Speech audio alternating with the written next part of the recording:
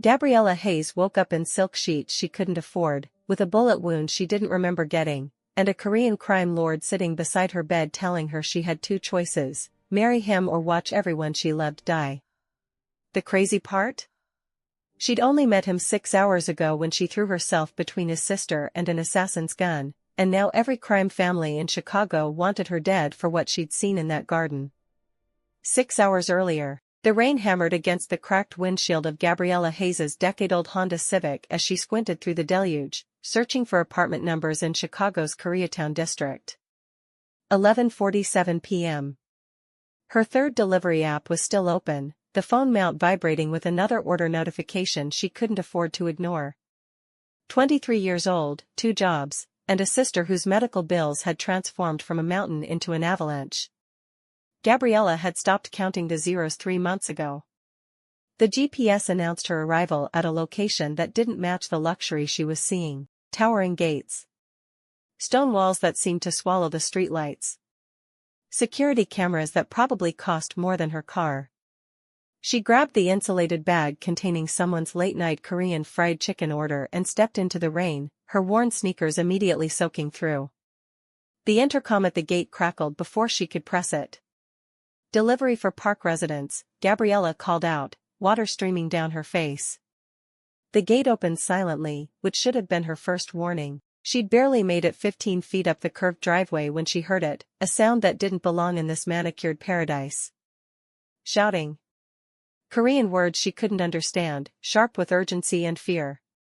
Then a woman's scream, cut short. Every instinct screamed at Gabriella to run. Get back in the car. Drive away. Pretend she'd never heard anything. But she'd never been good at listening to the smart voice in her head. Gabriella dropped the food bag and ran toward the commotion, her phone flashlight cutting through the rain. Around the side of the mansion, in a garden lit by motion sensor lights, she saw them. 3 men in dark clothing surrounded a woman who couldn't have been older than 25. The woman was on her knees, blood streaming from a cut on her temple, her designer dress torn at the shoulder. One of the men had a gun pointed at her head. "Please," the woman was saying in English, her accent thick. "Please, my brother." The man with the gun laughed. "Your brother isn't here to save you, Ji-woo. And when we're done, we'll make sure he knows exactly who sent us." Gabriella's heart was a war drum in her chest. She should call 911. She should be smart about this. Instead, she picked up a decorative garden stone and hurled it with all the strength her tired arms could muster. It connected with the gunman's shoulder. He spun around, shocked, and that half-second of distraction was all Ji-woo needed. She lunged forward, tackling him at the knees. The gun went off. Gabriella didn't feel the bullet at first, just a punch of force that knocked her sideways into the wet grass. Then the pain arrived, a white-hot brand that consumed her entire left side. She heard more shouting. Running footsteps. The night exploded with sound, more gunshots, men's voices barking orders in Korean. Through her dimming vision, she saw new figures emerging from the mansion. Professionals. Armed. Moving with military precision. The 3 attackers scattered like roaches when the lights came on. Then there was a face above hers. Male. Younger than she expected, sharp cheekbones, intense eyes that seemed to catalog every detail of her face in a single sweep. "Stay with me," he said in perfect English, his hands already moving to apply pressure to her wound. "Do you hear me? Stay awake." The woman, Gabriella managed to gasp out. "Is she?" "My sister is fine because of you." His voice was steel wrapped in velvet. "Now stop talking and let me save your life." Gabriella wanted to argue, wanted to ask 1,000 questions, but darkness was pulling her down like an undertow. The last thing she registered was being lifted, carried, the man's voice cutting through the chaos with absolute authority. "Get the surgeon. Now. And someone finds out who the hell she is." Consciousness returned in fragments. Silk sheets against her skin. The scent of jasmine and something medicinal. Pain, but distant, muffled by whatever drugs were in her system. Gabriella's eyes fluttered open to a bedroom that could have been featured in an architecture magazine. Floor-to-ceiling windows overlooking Chicago's skyline. Furniture that whispered old money and new taste. And sitting in a chair beside her bed, watching her with unsettling focus, was the man from the garden. He was even more striking in proper lighting. Mid-20s, maybe. Korean features with an edge that suggested he'd seen things that would break most people. He wore a black button-down shirt with the sleeves rolled up, revealing forearms marked with scars that told stories she probably didn't want to know. "You're awake," he said, not moving. "Good. The surgeon said you'd pull through, but you lost a lot of blood."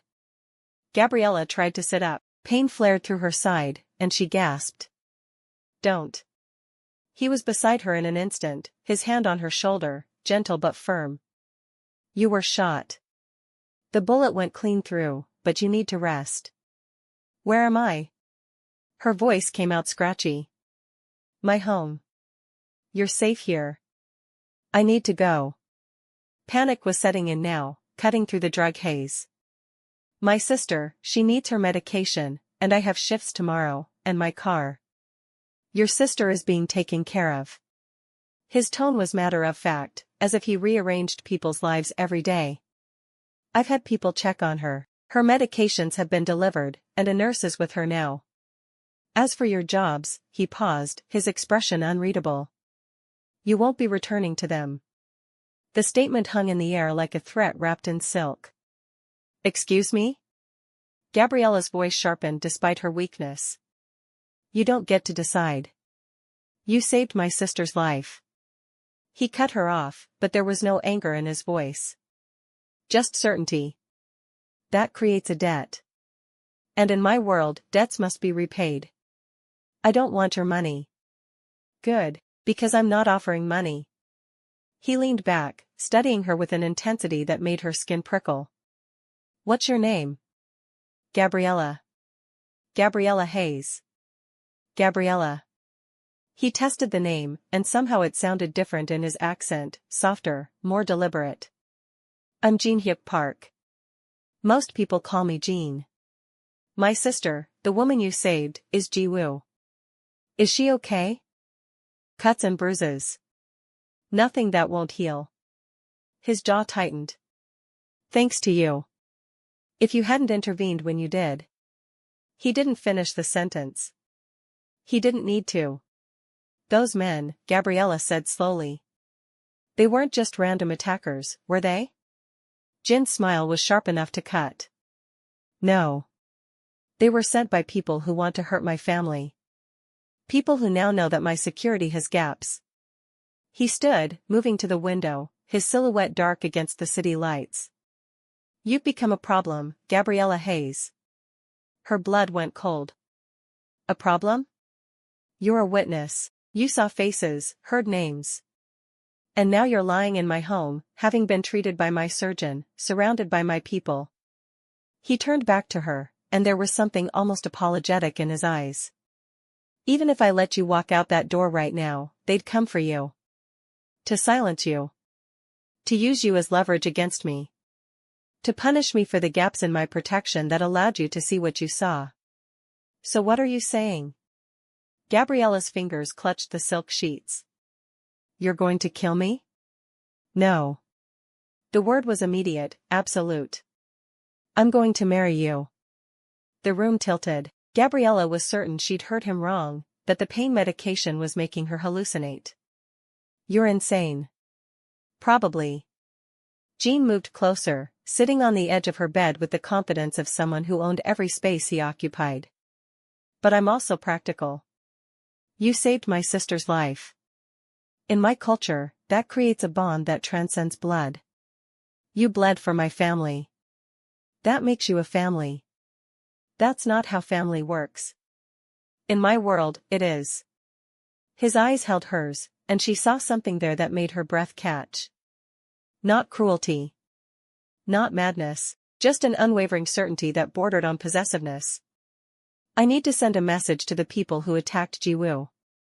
A message that says anyone who comes for my family will face consequences they can't imagine." And you, a woman who threw herself into danger without hesitation, you're exactly the message I need to send. I'm not a message. I'm a person. You're both. He reached out slowly, giving her time to pull away, and brushed a strand of hair from her face. The gesture was surprisingly gentle. Here's what I'm offering. Marry me. Stand beside me, let me protect you and your sister. In exchange, all your debts disappear. Your sister gets the best medical care money can buy. You'll never have to work 3 jobs again. You'll never have to choose between rent and medication. And what do you get out of this? Gabriella demanded, hating how her voice shook. A wife who proved she's brave enough to face death for a stranger. A partner who isn't afraid of the darkness I live in because she's already seen it. His hand fell away, but his gaze remained locked on hers. And someone the other families will have to respect, because you did what most of my trained soldiers wouldn't have, you saved a park without hesitation. Before we continue, can I ask you a question? Where in the world are you watching from? Comment below because we would love to know how far these stories travel, and hit that subscribe button because there are new stories you do not want to miss. You're talking about an arranged marriage to a stranger. I'm talking about survival. Yours and mine. Jin stood, adjusting his cufflinks with casual precision. The men who came for Jiwoo won't stop. They're part of a rival organization, the Serpents. They've been trying to tear down everything my family has built for generations. Now they know I have a vulnerability, they'll exploit it unless I show them I have something they can't touch. Me. You. He said it like a promise and a threat. A woman who fearlessly protected a park. Who took a bullet meant for my sister. When I present you as my bride, every family in this city will know that the Parks don't just have power, we have loyalty that money can't buy. Gabriella's head was spinning, and not just from the medication.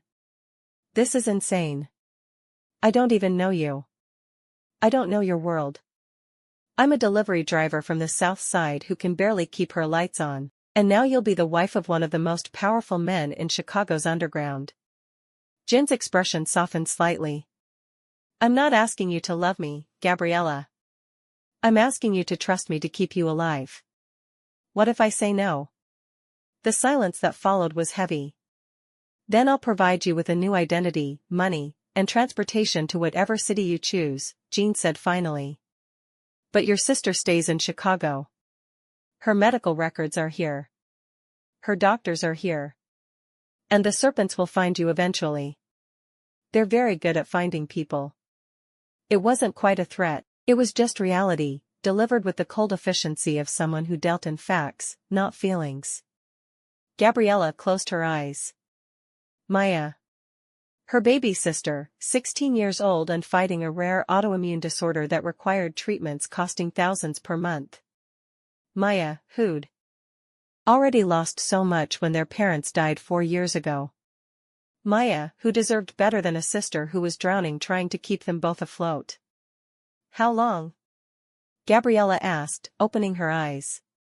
How long would this marriage last? 1 year. Jin's answer was immediate, as if he'd already calculated every variable. 1 year of appearing together publicly. Playing the devoted couple. After that, if you want to walk away, I'll give you $10 million and a clean exit. No strings. No obligations. $10 million. The number was so absurd it didn't even feel real, and during that year? You'll live here. Learn about my world. Meet my people. Attend events at my side. He paused, something flickering in his expression.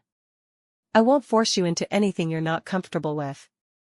The marriage will be real legally, but what happens privately is negotiable. Why me? The question burst out of her. You could marry anyone. Someone from your world who understands all of this. Because everyone from my world has an agenda. Jin's honesty was brutal. They want power, status, connections.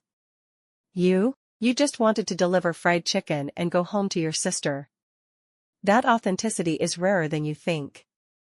Gabriella stared at him, this stranger who was offering to turn her entire life inside out. He was dangerous, that much was obvious. The way he moved, the way he spoke, the casual mention of rival organizations and underground power. This wasn't a game. This was real, and deadly, and completely insane. But Maya needed her medication. The bills were already 3 months overdue. And Gabriella was so tired of drowning. "I need to see my sister first," she said finally. "Before I agree to anything, I need to see Maya."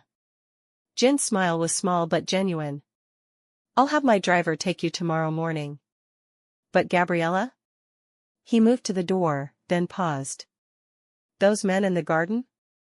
They were there to kill Ji-woo and send her body back to me in pieces. You stopped that. You're already part of this now, whether you agree to marry me or not. I'm just offering you the best way to survive what's coming."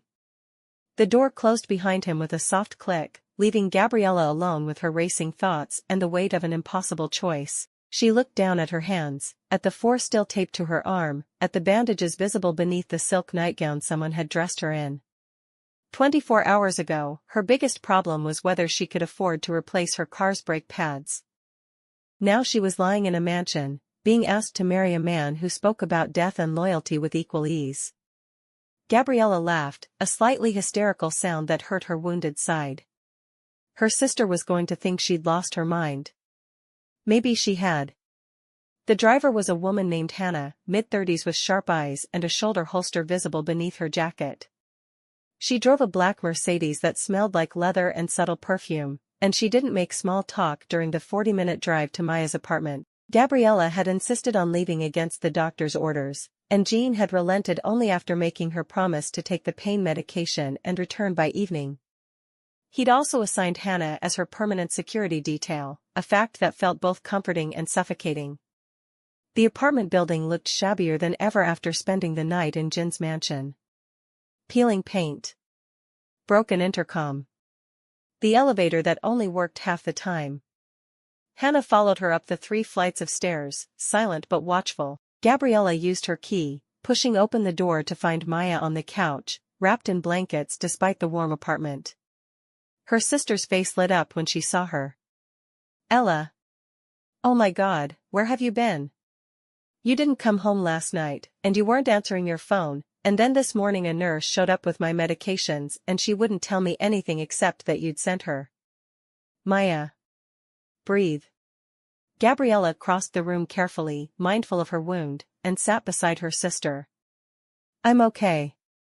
I'm sorry I scared you." Maya's eyes were red-rimmed, and Gabriella felt a familiar stab of guilt. This was what her life had become, a constant cycle of working herself to exhaustion and leaving Maya alone to worry. What happened? And who's she? Maya's gaze shifted to Hannah, who had positioned herself near the door. "That's Hannah. She's helping me with something." Gabriella took her sister's hands.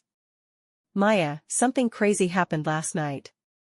And I need to tell you about it, but I need you to listen to the whole thing before you freak out, okay?" 20 minutes later, Maya was staring at her like she'd grown a second head.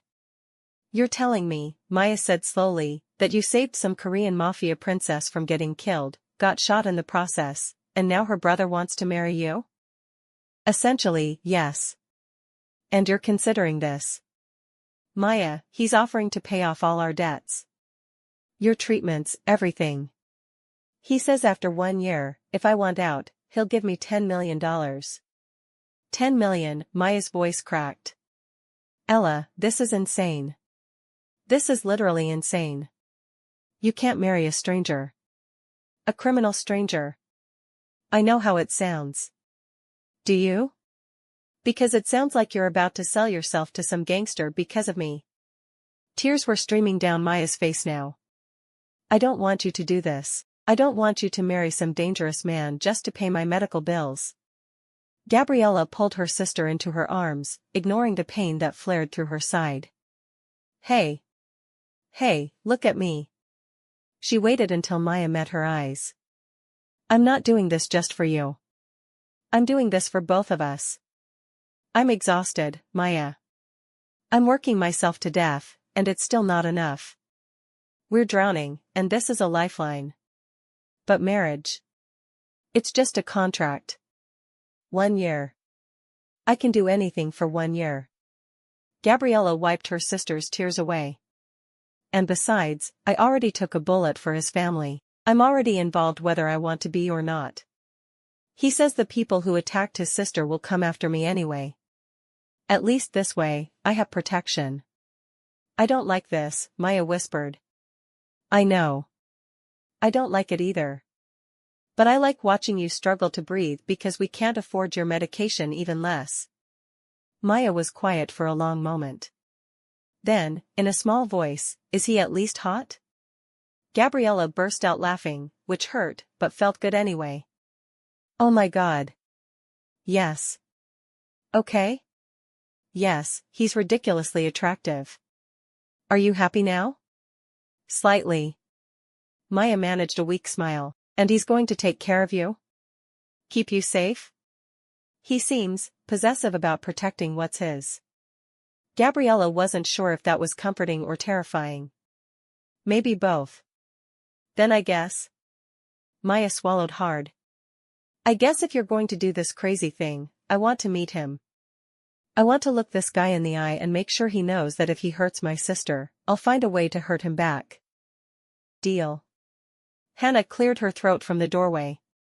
Ms. Hayes, Mr. Park would like to know if you've made your decision. Gabriella looked at her sister, 16 years old, too thin, too pale, but alive and fighting. Then she thought about Jin's eyes, dark and intense, offering her a way out of the endless cycle of barely surviving. Tell him yes, Gabriella said. Tell him I'll marry him. The next 3 days were a whirlwind that left Gabriella's head spinning. First came the lawyers, presenting her with a contract so thick she could barely lift it. Hannah stood guard while Gabriella read through page after page of legal language that basically boiled down to, marry Jean, play the devoted wife publicly, and after 1 year, walk away with enough money to never worry again. There were clauses about confidentiality, about behavior expectations, about what would happen if she tried to leave early. There was also a clause that made her pause. The marriage will be consummated at the discretion of both parties, with full consent required at all times. At least he was putting in writing that he wouldn't force her into anything. Gabriella signed. Next came the shopping. Jean sent a stylist named Mincio, a tiny woman with impeccable taste and zero patience for Gabriella's protests. Mr. Park's wife cannot be seen in. Mincio had gestured vaguely at Gabriella's clearance rack jeans. This. You will be photographed. Judged. You must look the part. So Gabriella was dragged through boutiques she'd never even dreamed of entering, trying on dresses that cost more than 3 months of her rent. Mincio rejected most of them with a sharp shake of her head, muttering in Korean. Finally, they found the one, a deep emerald dress that hugged her curves and made her dark skin glow. Mincio actually smiled. This. Mr. Park will not be able to look away. Gabriella wasn't sure if that was a good thing or a terrifying thing. Then came the etiquette lessons. A stern woman named Mrs. Chin taught her how to bow properly, how to address the various people she'd meet at the engagement party, and how to navigate conversations without revealing too much or too little. You must understand, Mrs. Chin said, in Mr. Park's world, every word, every gesture, every glance is analyzed. You are no longer just Gabriella Hayes. You are about to become Jin-Hyuk Park's wife. People will test you. Judge you. Try to find your weaknesses. What if I mess up? Then you smile, apologize gracefully, and learn from the mistake. Mrs. Chen's expression softened slightly. But from what I've heard, you ran toward danger to save a stranger. That kind of courage will serve you well in this world. Through it all, Gabriella barely saw Jean. He was dealing with business, Hannah explained vaguely. Handling the fallout from the attack. Making sure the engagement announcement would be timed perfectly for maximum impact. On the third evening, as Gabriella was going through another round of dress fittings, Jean finally appeared in the doorway of the fitting room. Out, he said to Mincio and the assistants. His tone was polite but absolute. They scattered. Jean closed the door behind them, then turned to study Gabriella in the mirror. She was wearing a cream-colored gown, elegant and understated. "How are you feeling?" he asked. "Like I've been dropped into someone else's life." Gabriella met his eyes in the reflection. "Your people have been thorough. They're your people now too." He moved closer, and she could smell his cologne, something expensive and clean. "The engagement party is tomorrow night. Are you ready?" "No. But I don't think any amount of preparation would make me ready for whatever this is." Jin's lips quivered into something that might have been a smile. "Probably not. But you'll do fine. You're tougher than you think. You don't know me. I know you threw yourself at armed men to save my sister. I know you're working 3 jobs to take care of your family. I know you signed that contract without trying to negotiate for more money." He was behind her now, close enough that she could feel his presence like heat. "That tells me everything I need to know." "And what's that?" "That you're loyal, brave, and far too selfless for your own good." His hand came up, adjusting the strap of her dress where it had slipped slightly off her shoulder. The touch was brief, professional, but it sent electricity racing across her skin. "All qualities I need in a wife." Gabriella turned to face him directly. "And what should I know about you?" Jean considered the question. "I'm possessive of what's mine. I don't lose. And I keep my promises." His eyes held hers. "I promise to protect you, Gabriella. That means something to me. Even though this is all pretend, this stopped being pretend the moment you took that bullet." His voice lowered. "You're mine now. I don't take that lightly." The word mine sent a shiver down her spine that had nothing to do with fear. "Tomorrow," Jean continued, stepping back and giving her space, "you'll meet my family. The important members of my organization. And representatives from the other families. They'll all want to see the woman who was brave enough, or foolish enough, to throw herself into our world. What should I expect? Tests. Questions. People trying to get under your skin." His expression hardened. "Jiwoo will be there. She wants to thank you properly. And there will be others who resent you for being an outsider. For being chosen when they or their daughters weren't." "Sounds delightful." "It won't be. But you'll handle it." He moved to the door, then paused. "And Gabriella? Tomorrow night, stay close to me. Don't wander off. Don't trust anyone except Jiwoo and Hannah. Understood? You think someone might try something at our own engagement party? I think sharks smell blood in the water, and right now, you're the newest, most interesting target." His gaze was fierce. "But anyone who tries to hurt you will learn exactly why the Parks have ruled this city for 3 generations. Then he was gone, leaving Gabriella alone with her reflection and the weight of what tomorrow would bring. The engagement party was being held at the Park family estate, in a ballroom that looked like something out of a historical drama. Crystal chandeliers.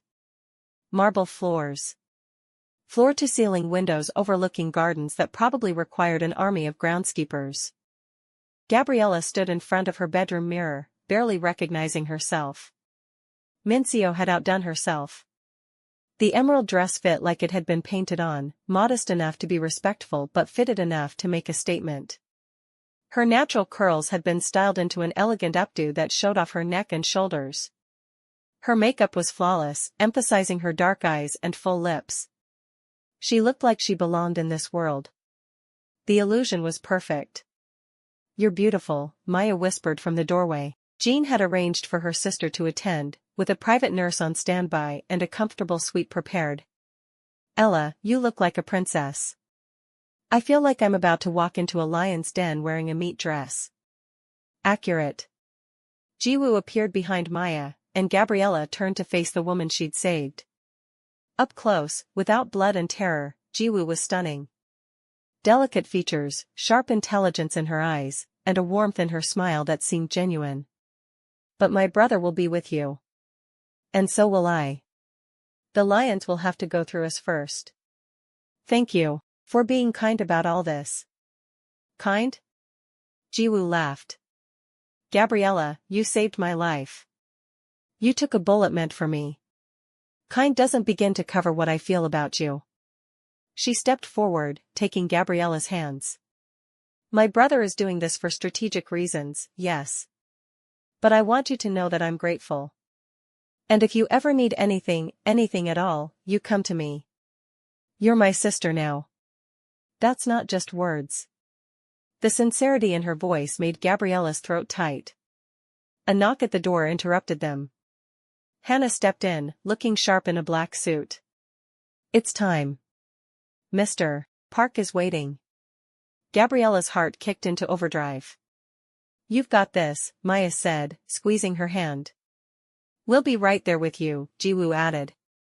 Gabriella took a deep breath, squared her shoulders, and walked toward whatever her new life was about to become.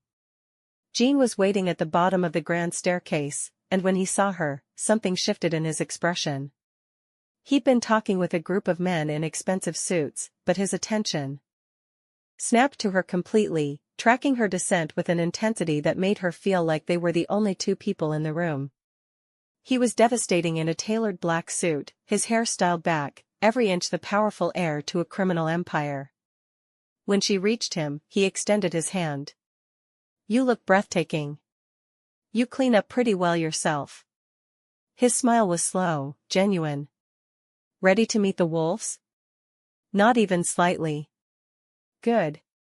Fear will keep you sharp. He tucked her hand into the crook of his arm, and she felt the solid strength of him beneath the expensive fabric. Remember, stay close, trust no one, and let me handle the politics. You just have to smile and look like you're madly in love with me. That last part might be harder than the rest. Jin leaned in close, his breath warm against her ear. Then pretend I'm the hero who saved your life instead of the villain who turned it upside down. Before she could respond, he was leading her into the ballroom. And the lions turned to watch. The ballroom fell silent as Jin led Gabriella inside. She'd expected stares, but this was something else entirely. Every person in that room, and there had to be over 100, turned to watch them with expressions ranging from curiosity to outright hostility. The chandeliers cast everything in golden light, making the moment feel surreal. Jin's hand tightened slightly on hers. A silent message, I've got you. Ladies and gentlemen, Jin's voice carried across the room with practiced authority, thank you for joining us tonight. I'd like to introduce you to Gabriella Hayes, my fiancée. The whisper started immediately. Gabriella caught fragments in English and Korean. Outsider, nobody, where did she come from? A tall Korean man in his 50s approached first, his expression unreadable. Jin-Hyuk. This is unexpected. Mr. Cho. Jin's tone was respectful but firm. May I present Gabriella? Gabriella, this is Tae-Jin Cho, head of the Cho family and one of my father's oldest allies. Gabriella bowed the way Mrs. Chen had taught her. It's an honor to meet you, Mr. Cho. Cho's eyes narrowed, assessing. The honor should be mine, considering you saved young Jiwoo's life. Though I must admit, I'm curious how a delivery driver found herself in a position to do so. The question was a trap. Gabriella could feel it. I was in the wrong place at the right time, she said carefully. Or perhaps the right place at the right time, depending on perspective. And now you're here. About to marry into one of our most powerful families. Cho's smile didn't reach his eyes, quite a leap from delivering food. Mr. Cho, Jin's voice cooled several degrees, my fiancée showed more courage in 5 minutes than most people show in a lifetime. Her background is irrelevant compared to her character. Of course. Cho bowed slightly, but the skepticism remained. I meant no disrespect. I'm simply concerned about the precedent this sets. Opening our world to outsiders. The precedent, Jiwoo appeared at Gabriella's other side, her voice sweet but sharp, is that the Parks value loyalty and bravery above all else. Gabriella proved she possesses both. What more do we need? Cho had no answer to that. He bowed again and retreated into the crowd. He's going to be a problem, Jiwoo murmured. He's always been a problem, Jin replied. He'll fall in line once he realizes this is happening whether he approves or not. More people approached. A steady stream of introductions that blurred together, family heads, lieutenants, business partners. Some were warm, genuinely pleased to meet her. Others were cold, their disdain barely concealed. Gabriella smiled through it all, her cheeks aching from the effort. Then a woman approached who made everyone else pale in comparison. She was stunning, Korean, late 20s, wearing a red dress that screamed confidence and money. Her smile was predatory as she looked Gabriella up and down. Jin-Hyuk, she purred, completely ignoring Gabriella. I heard the news, but I had to see it to believe it. You're really marrying her? Soo-yeon. Jin's voice was carefully neutral. Yes, I am. Gabriella, this is Park Soo-yeon, my cousin. Ah. Family. This was going to be bad. Your cousin, Gabriella said politely. It's nice to meet you. I'm sure it is. Soo-yeon's eyes were chips of ice. Tell me, how does it feel to trap a man using a dramatic rescue? Very calculated. Soo-yeon, Jin warned. What? I'm just curious. Soo-yeon tilted her head. After all, it's quite convenient. You save his sister, take a bullet, and suddenly you're engaged to one of the most eligible men in our world. Almost like you planned it. Gabriella felt anger flash hot in her chest, but before she could respond, Jin stepped between them. That's enough. His voice was deadly quiet. Gabriella risked her life for Jiwoo without knowing who we were or what it would mean. If you can't show her the respect she's earned, then you can leave. Soo-yeon's expression flickered, hurt, anger, something else Gabriella couldn't name. You're defending her over family? I'm defending my future wife from baseless accusations. Jin's stance was protective, possessive. And if you have a problem with that, we can discuss it privately. Later, the tension crackled between them until Soo-yeon finally backed down, her mask of pleasant indifference sliding back into place. Of course. Forgive me. I was simply surprised. She turned to Gabriella with a smile that was all teeth. Welcome to the family. I'm sure you'll fit right in. She walked away, and Gabriella let out a breath she hadn't realized she was holding. She hates me. She's jealous, Jiwoo corrected. She's been trying to position herself as Jin's match for years. This isn't about you, it's about her wounded pride. Great. So I have a vengeful cousin-in-law before I've even officially married. Welcome to the Park family, Jiwoo said with dark humor. Where everyone smiles and half of them want to stab you. Comforting. Jin's hand found the small of Gabriella's back, a grounding touch. You're doing well. Better than I expected. Is that a compliment? From me? Yes. His eyes held warmth. Come on. Let's eat before someone else decides to test you. Dinner was served in the adjacent dining hall, a formal affair with more courses than Gabriella could count. She was seated beside Jin at the head table, with Jiwoo on her other side and various family members and allies spread throughout the room. The food was exquisite, but Gabriella barely tasted it. She was too aware of the watching eyes, the whispered conversations, the weight of being on display. Halfway through the meal, an older Korean man stood and raised his glass. A toast, he announced, to Jin-Hyuk and his unexpected bride. May their union bring strength to the Parks and confusion to their enemies. Laughter rippled through the room, though Gabriella wasn't sure if it was with her or at her. Jin stood, pulling Gabriella up with him. Thank you, Uncle Minho. And I'll add my own toast, to Gabriella, who proved that courage and loyalty can come from anywhere.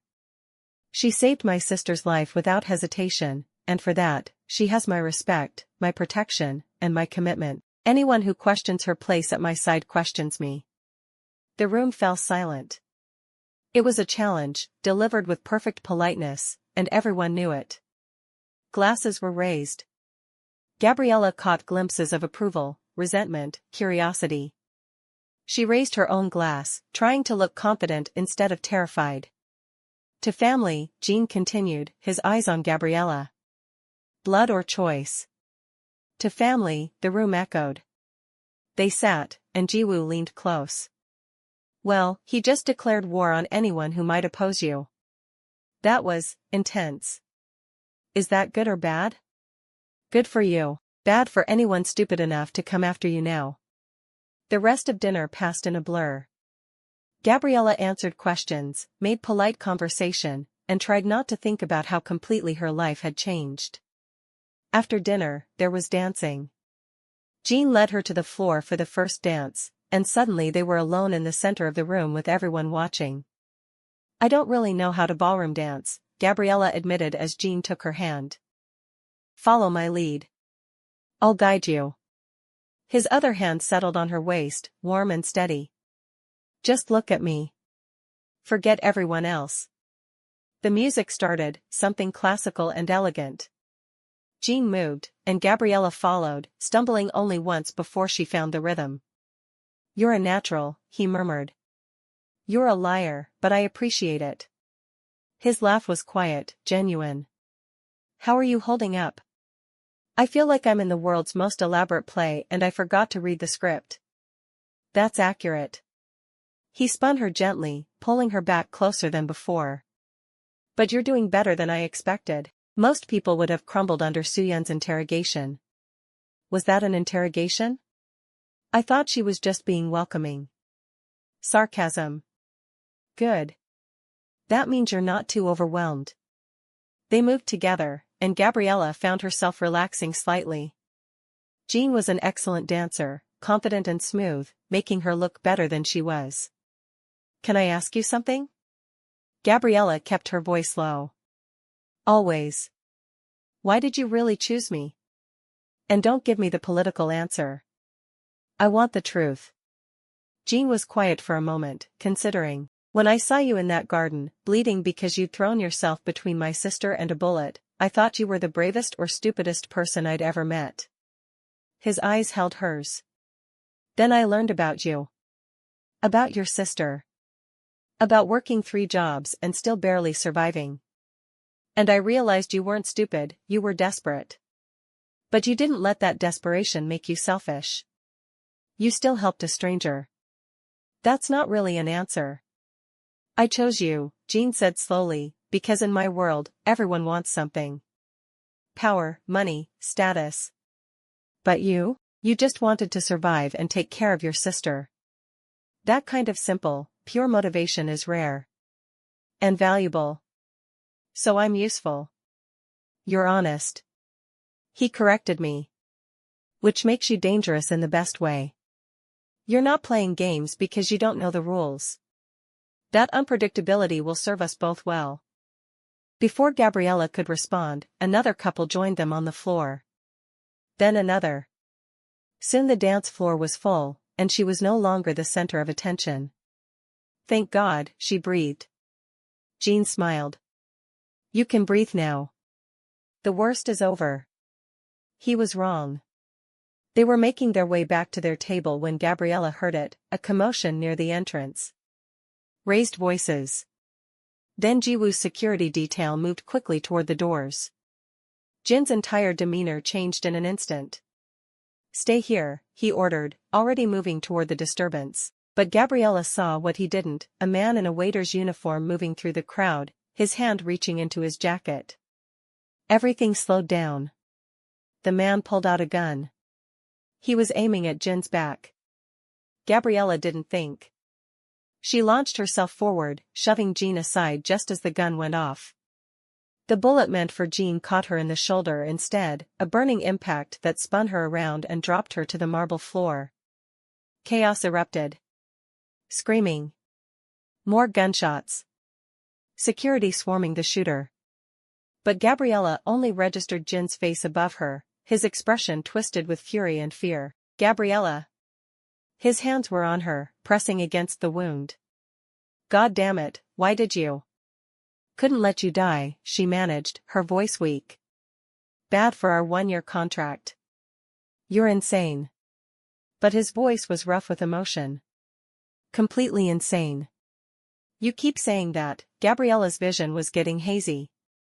Starting to think you might be right. Stay with me. Do you hear me? Stay awake. Jin was shouting orders in Korean, his hands never leaving her wound. The surgeon is coming. Just hold on. This is becoming a bad habit, Gabriella tried to joke, but pain was swallowing her whole. Getting shot for your family. Twice, Jin's voice cracked. You've taken bullets for my family twice. Who's counting? I am. His face was close to hers now, and there was something in his eyes that looked almost like devastation. And I'm never letting anyone get close enough to make it 3 times. Do you understand? You're mine, Gabriella. Mine to protect. Not the other way around. The possessiveness in his voice should have scared her. Instead, it felt like safety. Okay, she whispered. Your turn to protect me. Always, he promised. Then the darkness took her again. Subscribe if you're enjoying this journey, and drop a like if Gabriella's courage has you on the edge of your seat. Comment below what you think happens next, because this story is about to take turns you won't see coming. This time, waking up was harder. Pain greeted Gabriella before consciousness fully returned. Not the sharp, shocking pain of the bullet's impact, but a deep, throbbing ache that pulsed with every heartbeat. She opened her eyes to the same bedroom as before, but this time, Jin was there. Asleep in the chair beside her bed, his head tilted back awkwardly, still wearing his blood-stained suit from the party. Her blood, she realized. On his hands, his sleeves, his chest, he looked younger in sleep. Less the dangerous crime lord, more just a man who was exhausted. Gabriella tried to sit up, and the movement must have made some sound because Jin's eyes snapped open immediately. For a second, he looked disoriented. Then he saw she was awake, and relief flooded his features. You're okay, he breathed. Depends on your definition of okay. Her voice was scratchy. How bad is it? Through and through, like last time. Missed anything vital? The surgeon says you'll heal, but you need rest. Jin stood, moving to pour water from a pitcher on the nightstand. He helped her drink, his hand gentle behind her head. You've been out for 18 hours. What happened to the shooter? Jin's expression darkened. Dead. My security killed him before he could fire again. But we got information from him first. Torture? Interrogation, Jin corrected, but his eyes said yes. He was a serpent. Sent specifically to kill me during the party, when I'd be exposed and distracted. Did he say why? Because the engagement announcement scared them. Jin sat on the edge of her bed, and there was anger simmering beneath his controlled exterior. They see you as a threat. A symbol of the park's expanding beyond traditional alliances. They wanted to send a message by killing me in front of all the families. But I ruined it. You saved me. The words came out fierce. Again. For the second time in a week, you threw yourself in front of a bullet meant for someone in my family. Bad habit. Gabriella. Jin's hand found hers, his fingers threading through hers with surprising gentleness. Do you understand what you've done? Twice now, you proved your loyalty in the most dramatic way possible. Every family in this city knows that Jin-Hyuk Park's fiancé is willing to die for him. That's not a political statement anymore. That's real. I didn't do it for politics. I know. His thumb traced circles on the back of her hand. That's what makes it so powerful. You did it because it's who you are. You see someone in danger, and you react. Even if it means risking everything. Gabriella studied his face, the sharp angles, the intensity in his dark eyes, the way he was looking at her like she was something precious and terrifying. You're angry. I'm furious. His jaw tightened. You could have died. Because of me. Because I brought you into this world, I made my choice. To marry me for money and protection. Not to take bullets for me. His hand tightened on hers. I'm supposed to protect you, Gabriella. That was the deal. But you keep protecting me instead, and I don't know how to. He cut himself off, frustration evident. How to what? How to keep you safe when you won't stay behind me where it's safe. Gabriella managed a weak smile. Maybe I don't belong behind you. Maybe I belong beside you. Jin stared at her for a long moment. Then, slowly, he leaned down and pressed his forehead against hers, a gesture that was intimate and vulnerable in a way she hadn't expected. You're going to be the death of me, he whispered. Or I'll keep saving your life. Could go either way. His laugh was breathless. How are you joking right now? You were shot. It's either a joke or cry, and crying hurts my shoulder. Jin pulled back slightly, his eyes searching hers. The wedding needs to happen sooner. I was going to wait a month, to give you time to adjust. But after this? We need to make it official. The serpents won't stop coming after you until you're legally untouchable as my wife. How soon? 3 days. Gabriella's heart lurched. 3 days? Jin, that's... I know. But Gabriella, they tried to kill you. At our engagement party. In a room full of witnesses. That's a declaration of war. And the only way to end this is to show them you're not just my fiancé, you're my wife, fully protected under Park law. What's Park law? It means anyone who touches you dies. No negotiations. No mercy. His voice was cold steel. It means you become sacred. Off limits. Too valuable to risk. And if they don't care about your law? Then I burn their organization to the ground and make an example that will echo for generations. Jin said it like he was discussing the weather.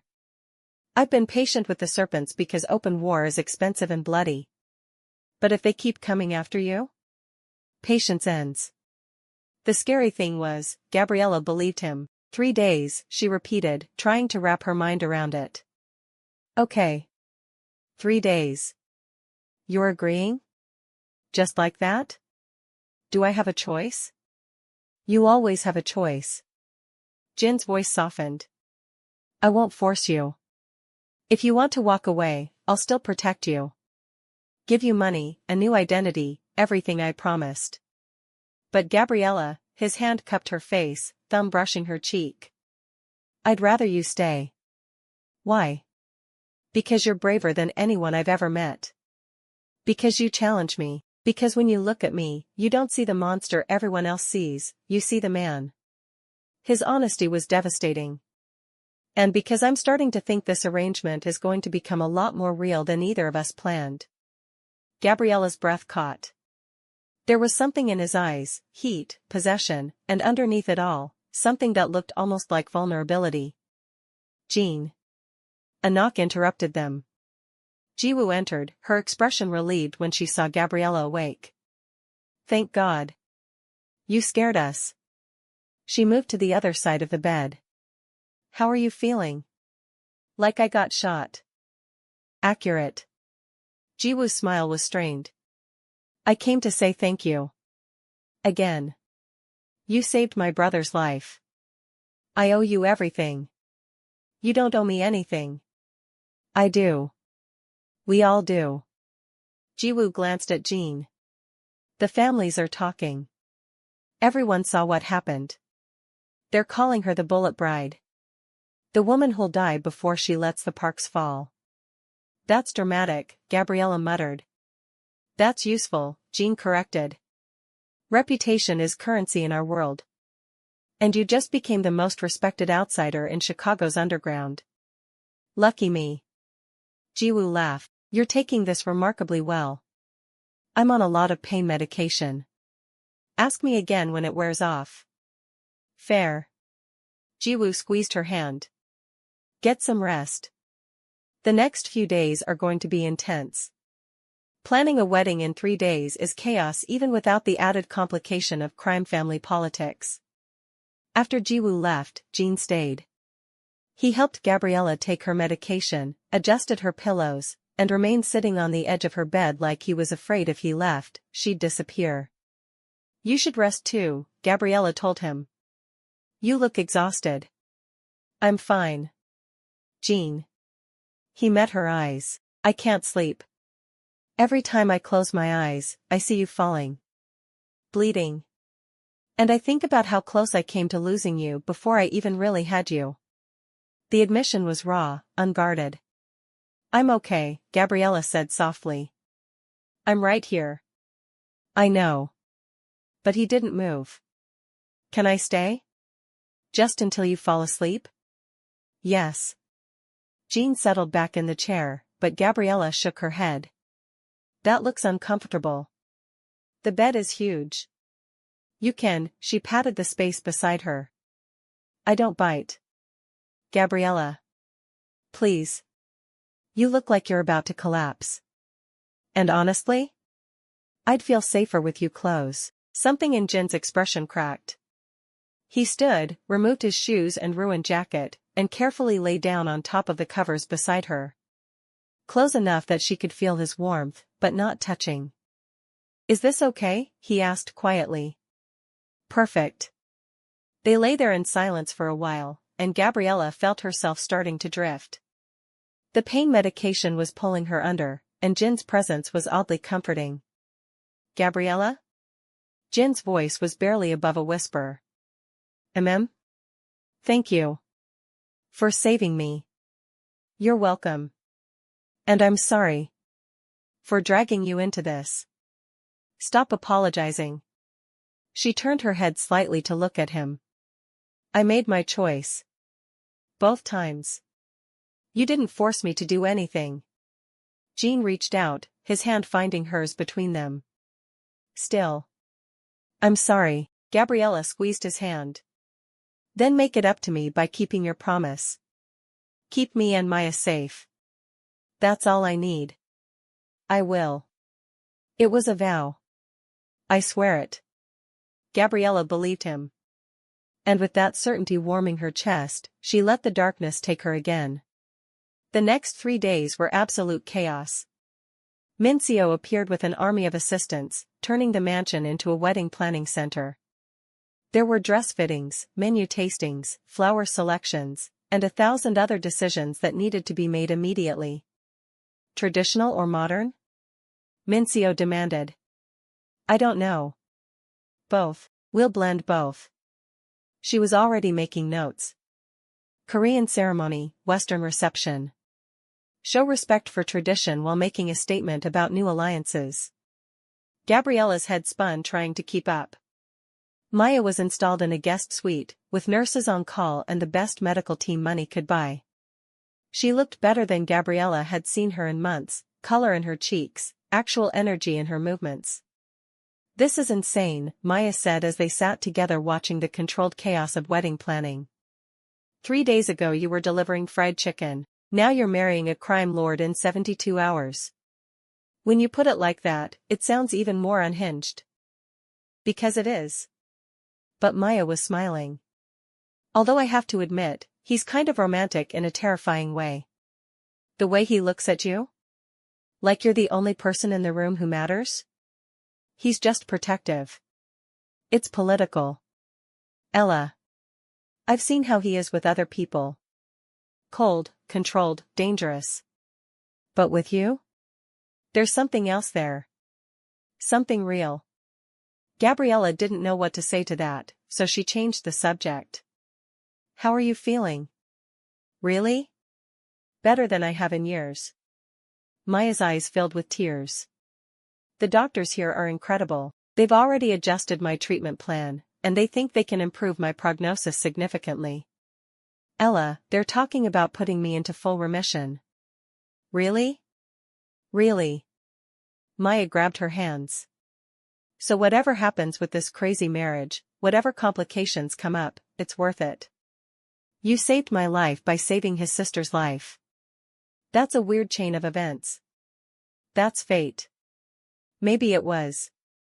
On the evening before the wedding, Jean found Gabriella in the garden where she'd first been shot. She'd been drawn there, wanting to see the place where her life had changed forever. You shouldn't be out here alone, Jean said, approaching quietly. Hannah is lurking somewhere nearby. I'm never actually alone anymore. Gabriella looked up at him. Is that going to be my life now? Always watched, always guarded? Yes. No apology, just honesty. Until the serpents are dealt with. Maybe even after. And when will they be dealt with? Jin's smile was sharp. Soon. I've been patient. Strategic. But they made a mistake when they came after you at our engagement party. They showed their hand too early. What are you planning? War. He said it simply. The day after our wedding, I'm moving against them. Taking out their leadership. Dismantling their operation. They'll either submit or be destroyed. And you're telling me why? Because you're about to become my wife. You deserve to know what you're walking into. Jin moved closer, his presence magnetic. This marriage started as a strategy, but you've proven yourself in ways I never expected. You deserve honesty. Will it be dangerous? This war. Extremely. But not for you. You'll be protected here. Hidden until it's over. And if something happens to you? Then you'll inherit everything. The estate. The businesses. The leadership of my organization. Jin's eyes held hers. I've already updated my will. If I die, you and Jiwoo will be taken care of. Protected. I don't want your money if you're dead, Jin. Then I guess I'll have to stay alive. His hand came up, cupping her face. Are you scared? Tomorrow? Terrified, Gabriella admitted. Not of marrying you. Of everything it means. Of this world I'm entering. Of becoming someone I don't recognize. You'll always be you, Gabriella, brave, stubborn, too selfless for your own good. His thumb brushed her cheekbone. The world might see you as the bullet bride, the woman who married into power. But I'll always see you as the girl who threw herself at armed men to save a stranger. That's who you are. Don't lose that. What if I can't balance both? What if this world changes me? Then I'll remind you. Keep you grounded. Jin's voice was fierce. You're mine to protect, remember? That includes protecting you from losing yourself. The word mine sent heat through her veins. There was something possessive and protective in the way he said it, like she was precious, irreplaceable. Kiss me, Gabriella whispered, not sure where the boldness came from. Jin's eyes darkened. We don't have to. I know. I'm asking anyway. She stepped closer. Tomorrow I'm marrying you. I'd like to know what it feels like. Just once. Without audience or politics. Just us. For a moment, Jin didn't move. Then his hand slid into her hair, tilting her face up, and he kissed her. It wasn't gentle. It was claiming, possessive, a brand that said she belonged to him now. His other arm wrapped around her waist, pulling her flush against him, and Gabriella forgot to breathe. She'd been kissed before. But never like this. Never with this intensity, this certainty. Jin kissed like he did everything else, with absolute focus and devastating skill. When they finally broke apart, both breathing hard, Jin rested his forehead against hers. Tomorrow, he said roughly, you become mine in every way that matters. Are you ready for that? No. Gabriella smiled. But I'm doing it anyway. That's my brave girl. They stood there in the garden, wrapped in each other, and Gabriella felt something shift. This wasn't just strategy anymore. It wasn't just survival. Something real was growing between them, dangerous and intoxicating. Tomorrow, she'll marry Jin-Hyuk Park. Tomorrow, her old life would end completely. Tomorrow, she'd become someone new. And terrifying as it was, Gabriella was ready. The wedding ceremony was a blur of tradition and spectacle. Gabriella wore a traditional Korean hanbok first, deep crimson and gold, intricate embroidery that must have taken months to create. The ceremony was held in the mansion's private chapel, intimate despite the presence of every major family in Chicago's underground. She bowed with Jin to his ancestors, spoke vows she'd memorized phonetically, and felt the weight of centuries of tradition settling onto her shoulders. Then she changed into a Western wedding gown, Minceo's masterpiece, white silk that flowed like water and made her look ethereal. The reception was lavish, hundreds of guests, more food than an army could eat. But through it all, Gabriella only saw Jin.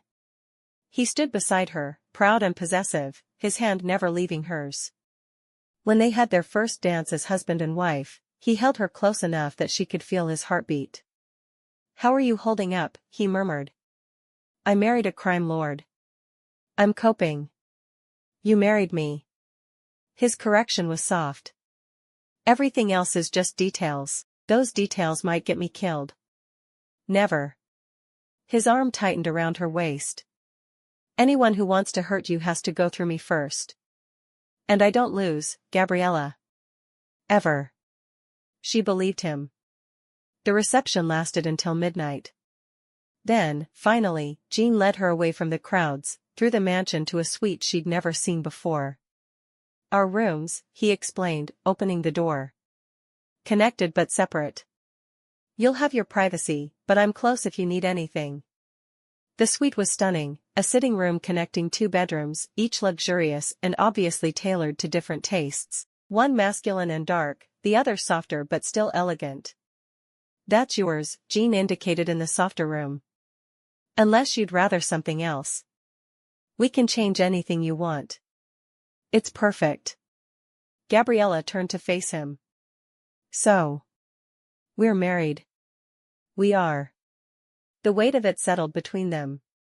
They were standing close, alone for the first time since the ceremony. Husband and wife. Bound legally, politically, and increasingly, emotionally. "I should let you rest," Jin said, but he didn't move away. "Or you could stay." Gabriella's boldness surprised her. "Just to talk." "I'm too wired to sleep anyway." Jin studied her face, then nodded. "Okay." They moved to the sitting room, settling onto a plush sofa. Jin poured them both whiskey from a crystal decanter, and they sat in comfortable silence. "Can I ask you something personal?" Gabriella finally said. "Always. Why haven't you married before? I mean, you're successful, powerful, attractive. There must have been women lining up." Jin's smile was wry. "There were, but none of them wanted me. They wanted power, status, and money. I was just the means to get it. And I'm different? You didn't even know who I was when you saved Jiwoo. You weren't trying to impress me or gain anything. You just acted. That authenticity is worth more than any political alliance." He looked at her. "You see me as a person, not just a position. That's rare in my world. You're still a person under all the crime lord stuff. Most people forget that." His hand found hers. "You don't." They talked for hours. About everything and nothing. Jin told her about growing up in this world, the pressure of leadership, the weight of his family's legacy. Gabriella talked about her parents' death, raising Maya, the constant struggle to survive. Somewhere around 3 in the morning, Gabriella found herself leaning against Jin's shoulder, exhausted but content. "I should let you sleep," Jin said softly. A few more minutes." She felt him smile. "Okay. A few more minutes." But when Gabriella woke up hours later, sunlight streaming through the windows, she was in her bed, still in her reception dress, with a blanket carefully tucked around her. Jin must have carried her there. Take care of her even in sleep. And Gabriella realized with sudden, terrifying clarity, she was falling for her husband. This arrangement that was supposed to be temporary, practical, emotionless, it was becoming something else entirely. Something real. Something that could break her heart when the year ended and she had to walk away. But that was a problem for future Gabriella. Presently Gabriella was married to Jin-Hyuk Park. And honestly? She wouldn't change a thing. If you loved Gabriella and Jin's story, don't forget to like this video and subscribe for more incredible tales. Comment below and tell us, would you take a bullet for a stranger? Would you marry into danger for love? Your stories matter to us, so share them below. Thank you for watching, and remember, sometimes the most dangerous choice is also the bravest one. Until next time.